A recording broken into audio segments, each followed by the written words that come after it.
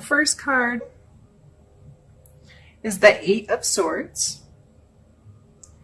And this card shows me like self-limiting behavior. So again, if you're not being gentle with yourself, if you're saying mean things or limiting yourself or putting restrictions or judgments on yourself, and a lot of times with that kind of behavior, the more you struggle and thrash around, the more stuck you get.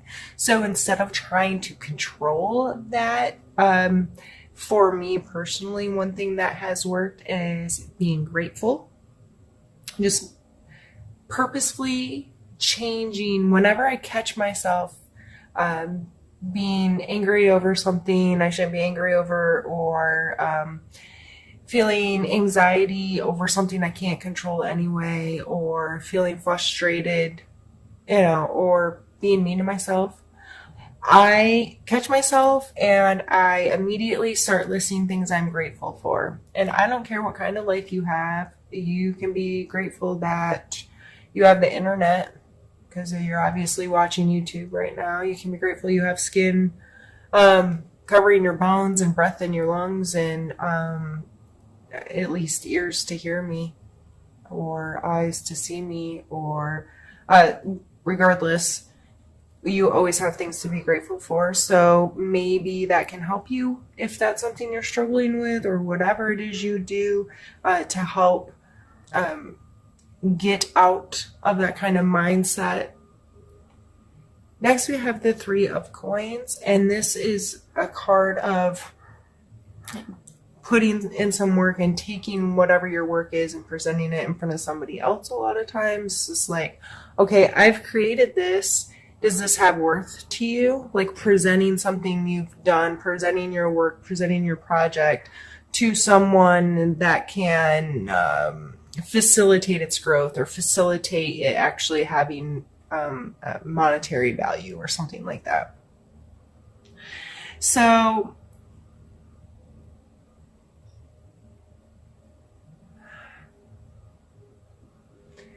I feel like you have something brewing. You have something you've been working on. You've been putting in some work. But on either side, we have the Eight of Swords, which, as I said, is self-limitation, and we have the Death card. And the Death card isn't death. It's not like an ending, or it is an ending, but it's not just once something's done, it's done. It's the ending of that cycle, and one will need to start again, kind of thing.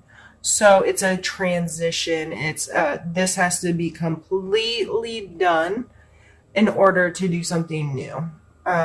Most people can relate to this in like relationship stuff. Like, you can't start a good, healthy, happy relationship if you're still holding on to an old one, kind of thing. So I just feel with this coming in the center that you have to get to a place where you can stop this behavior in order for this to progress. I'm going to pull some more cards and see what else the story has to say.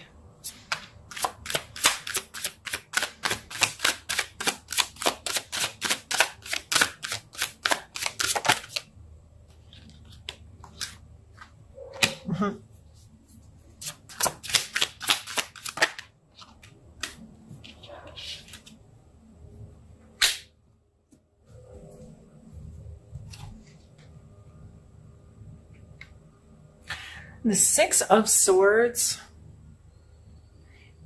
can be as literal as physically moving away from an abusive relationship. It's getting away from the allowance of being treated bad. And sometimes it's you, as I said in the very beginning, abusing yourself. So whether this is someone else in your life or it is you doing it, there is movement away from it, and then Miss Justice is sitting here. There are consequences to our actions, whether you want to think it's karma or However, the scales get balanced. You know, my mama always used to tell me, you get what you give in this life. And she preached it really hard to me and made me understand that if I was given ugly, nasty, horrible things, I'm going to get ugly, nasty, horrible things in return. And it made it really important for me to value what I'm putting out into the world and how I'm treating people and so forth. So I feel like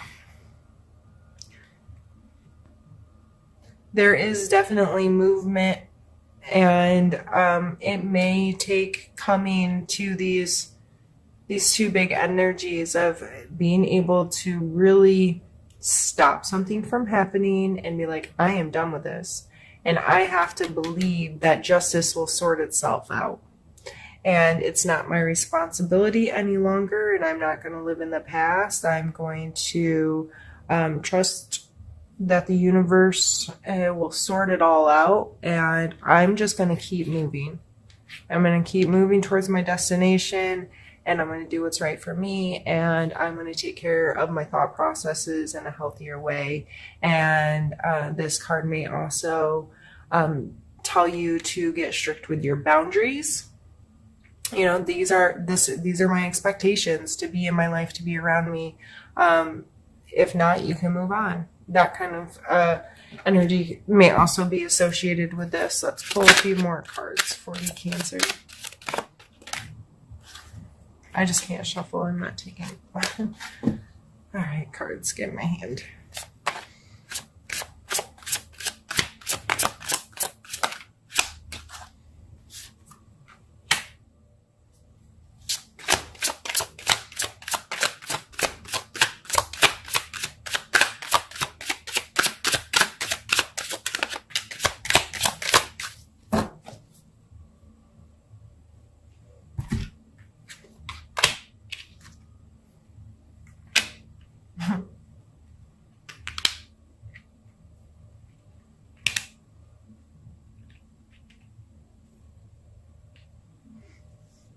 World card.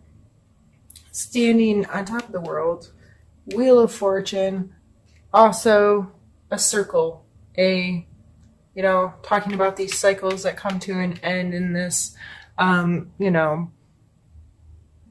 circle of life, this circle of patterns. It just seems to be an overall theme here in this reading. This Two of Wands can sometimes touch into duality, wanting to be more than one place at one time. With this card, I kind of relate, because how this energy shows up in my life is I'm a big time homebody, hermit. I like to be alone. I like to be at home. I don't need to interact with the world a lot. However, on the other side of things, I love to travel. I love to go far off places and experience new things and that kind of thing. But it doesn't have to be all the time, and I'm very happy at home. But without that, I do feel like part of me is missing. So it's this duality within me. Part of me loves adventure, and part of me is okay staying sitting in literally the same spot for 12 hours. I can do that alone and be okay, which sounds crazy to some people. So you may be experiencing some duality in your life and trying to understand what that contrast means, where you should be putting more of your time or energy, or, well, this feels really right, but that feels really right too, and I'm unsure. I think when it all boils down, with the World card and the Wheel of Fortune coming next, the World card is an understanding of those cycles, an understanding of that completeness, that wholeness, this never turning evolution of what the world is. And the Wheel of Fortune card reminds us that, I don't want to say like a roulette wheel spinning, but because that's not how I usually associate the Wheel of Fortune. But again, there are cycles, things will come back to you, your karma will come back to you, but also you don't have any control over how this happens. It just it runs its own course in its own way for its own reason. And you just have to trust that you're in alignment with receiving the good out of life and receiving the abundance out of life and feeling this wholeness. So, overall in this reading right now, okay, I had to check my time because I'm afraid now I'm like getting paranoid about it, like turning off on me. Overall in this reading, going back to the being gentle with yourself, giving yourself the respect you deserve, giving yourself the gratitude that you deserve, whether it's keeping a gratitude journal, talking with someone about how you feel, allowing some acceptance into your heart about yourself, who you are, how you live, being able to, get in front of a mirror and look in your own eyes and feel like you have a good conscience about your life. And you may not be there right now. You may be in a place where you're being nasty to yourself or you're allowing someone else to not treat you well. And I think that overall, the more gentle you are with yourself, the more understanding and loving and compassionate you are with yourself, the more you can get to this place where you know you deserve to have abundance in this life and to have love in this life, to have joy in this life, and to feel good wherever you are. And some of the things about you can contrast a little bit, or you may have be unsure right now, or those kinds of things, and that's okay. It's part of the journey. So I think that's some really beautiful cards. Yeah, there's some heavy energy in there. I really don't think it's all that serious, Cancer, but I think you just have to trust in yourself and love yourself this month, and that ends on such really beautiful energy. So what I'm going to do now is I'm just going to stop the camera and restart it. And I'm going to clean these up, get them out of the way, and we're going to get another deck out and do another part of the reading. So I'll be right back with you. And now we're going to use this little deck. It's called Happy Tarot, and it's super cute. And this time I'm going to pull cards for specific placement. And I've done this in a lot of my other videos. So I like doing these, and so I thought with trying to make this a more inclusive, longer video as an apology, that I would add it in with the other. So the first card we're going to pull is for your mental space.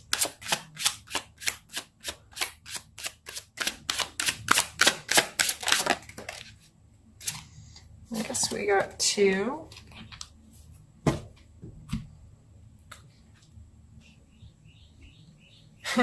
We have the World card again, and we have the Lovers card. See, when I was talking about they're really freaking cute, I said that's my husband. That's him. Hands on hip, cheesing, buck naked on a big wheel. All right.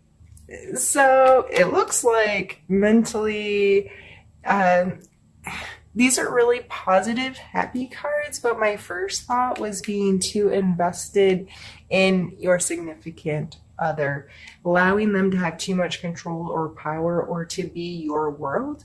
So the Lovers card, I always take it as a conscious choice to be in this relationship, making that choice over and over and over again to love somebody unconditionally and learn what unconditional love really is and really means, because sometimes that's not natural to some people.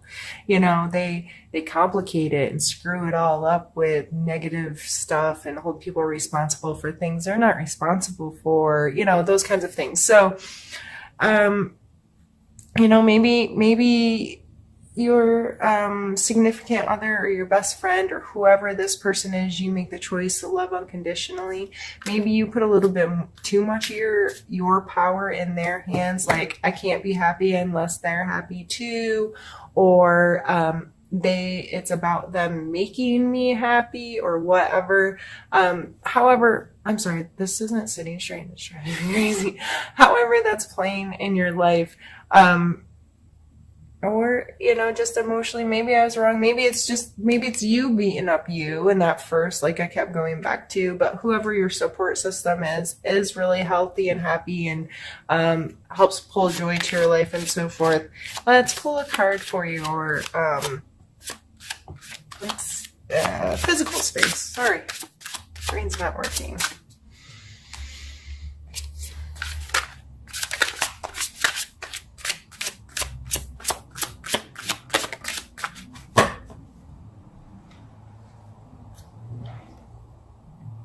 Ten of Swords.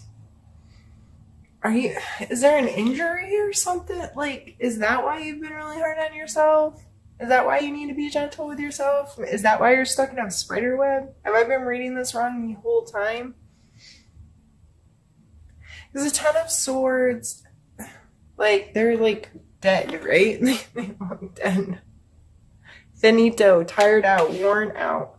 But as soon as that card came out, which I probably usually don't associate with an injury, but that's my first thought, it coming in the physical space. Are you laid up for physical reasons? Regardless, still take the same steps to get healthy. Dealing with your mental space and being really super duper kind and gentle with your emotional and mental and spiritual space can definitely help you heal physically. So I don't change anything I said before, but physically, regardless if you've hurt yourself or not, it looks like you're like down for the count, worn out. You're possibly doing too much and putting too much work in, or taking on things you don't need, or sticking more of those swords right in your own self. Going back to earlier with the Eight of Swords, self-limiting behavior. Let's see where you are emotionally.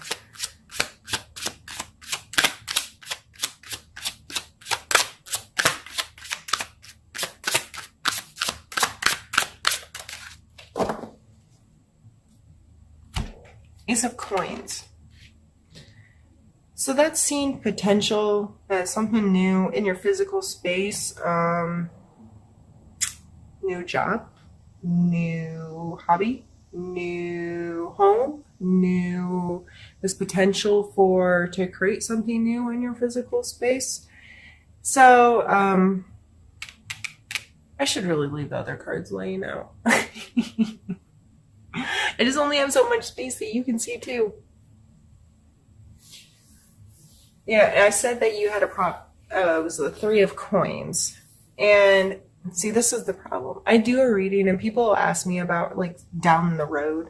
A friend will call me and like, man, that reading you posted for Capricorn, like, that got me or whatever. And I'm like, as soon as this reading's done, I don't remember anything I told you. Nothing. It's weird that it happens that way, but I never remember what I read. So since I already picked those cards up, it's already leaving my head.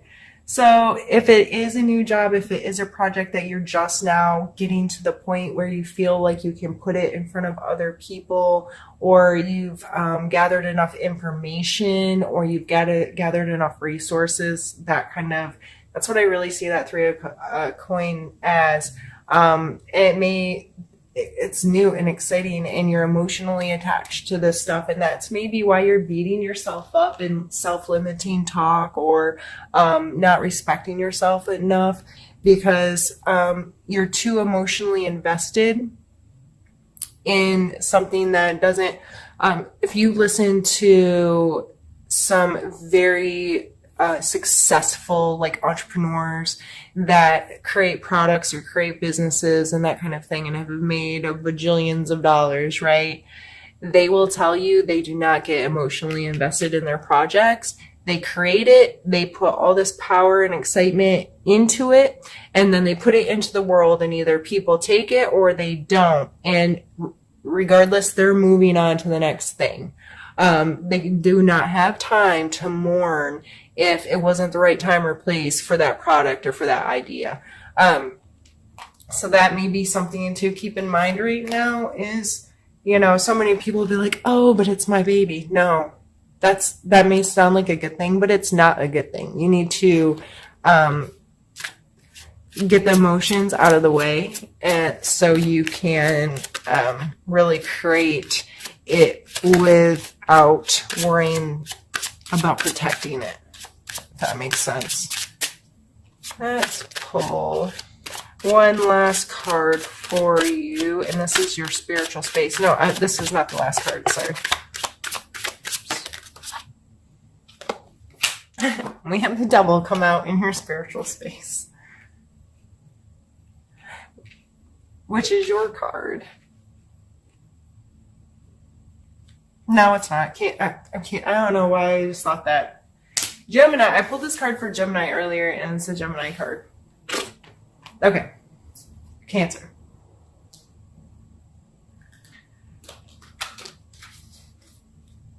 Bad habits or a control situation may be in your spiritual space this month, and maybe, so this card talks about things that control you rather than what you control. So addictions, bad habits, giving your power away to someone else. If you are letting someone else dictate life, dictate how you feel, dictate, I'll be happy when so-and-so makes me happy. I'll be happy if so-and-so does A, B, or C. I'll be happy if blah, blah, blah happens. That's giving away power. It's I'm happy and this might happen or that might happen. And I don't know. I needed beverage. One second.